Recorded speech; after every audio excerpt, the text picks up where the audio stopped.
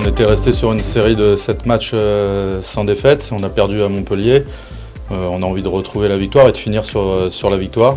Et effectivement, Nico Portner et Gerdas Barbascas qui partent, Lars Mussing également, mais ces deux joueurs précédemment nommés ont été importants dans notre saison, ont été importants dans notre réussite et dans notre qualification en Coupe d'Europe. Il y a beaucoup de choses qui interviennent, c'est qu'aujourd'hui on finit 5e du championnat, on a notre qualification en Coupe d'Europe, on a le 9e budget du championnat, donc c'est déjà une belle chose.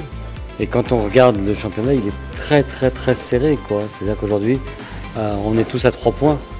3 points, c'est une victoire et un match nul. Et entre autres avec Nîmes, qui est un adversaire qui redoutable, qui a plus d'1,5 million de budget de plus que nous. On est devant eux d'une façon sereine, confortable, puisqu'on a 3 points devant eux et c'est un vrai plaisir, quoi. Donc, comme je l'ai dit tout à l'heure dans la conférence de presse, aujourd'hui c'est une belle satisfaction parce que c'était un objectif ambitieux, réaliste, la preuve, on l'a. L'enjeu il sera de gagner cette rencontre tout simplement, devant le public chambéréen et puis peut-être aussi déjà d'assumer notre statut d'Européen. Et ensuite vacances à partir du week-end pour 5 semaines et retour le 18 juillet pour la reprise avec tout le monde. Et maintenant on sait qu'on jouera le 2e tour des qualifications pour la Coupe d'Europe. Donc on sait aussi comment planifier notre avant-saison pour être prêt pour début septembre. Donc on commencera notre future saison par un match de Coupe de France qui sera forcément à l'extérieur chez une équipe de Pro League. Pour revenir sur la saison à venir, pour un entraîneur comme vous, la structuration du club, tous les voyants sont au vert, on peut dire ça?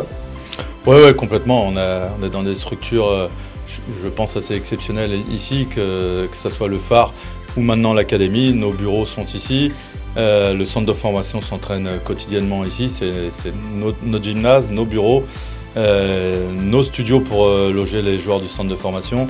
C'est quand même un outil de travail unique et exceptionnel en France. C'est une belle équipe, c'est des belles personnes et un bel esprit.